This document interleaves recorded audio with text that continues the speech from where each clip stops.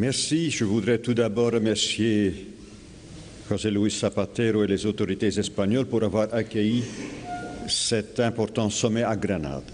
Cette ville merveilleuse représente une synthèse entre les deux civilisations qui bordent les deux rives de la Méditerranée, la civilisation arabe et la civilisation européenne.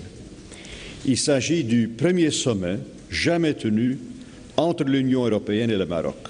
C'est aussi la première fois depuis la mise en œuvre du traité de Lisbonne que le président Barroso et moi-même représentons ensemble l'Union européenne à un sommet avec un pays tiers.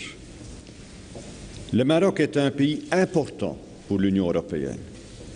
Il est, de par sa proximité géographique, de par la nécessité d'affronter ensemble les défis globaux et de par leurs nombreux intérêts que nous avons en commun.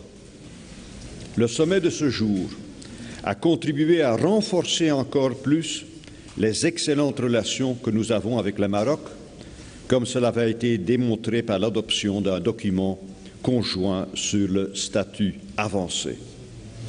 Le sommet nous a donné l'occasion de passer en revue des questions globales, telles que la crise financière et économique internationale, le changement climatique et les migrations, et des questions d'importance bilatérale et régionale d'intérêt commun.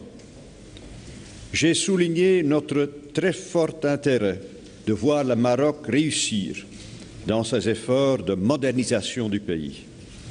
J'ai aussi exprimé notre volonté de voir davantage de progrès dans le respect des libertés fondamentales et des droits de l'homme pour que ces droits soient assurés à tous les citoyens.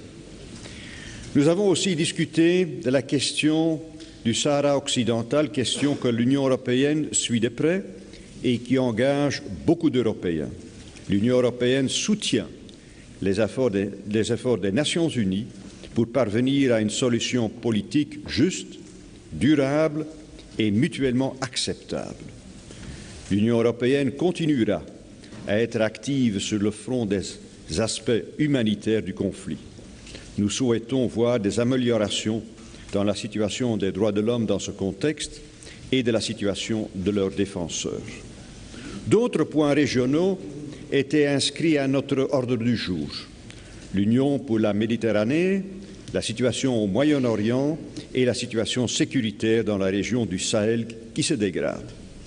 Et enfin, le sommet a été marqué par l'adoption d'une déclaration conjointe qui, tout en soulignant que l'Union européenne et le Maroc sont partenaires dans un monde global, a défini des mesures concrètes destinées à consolider le statut avancé.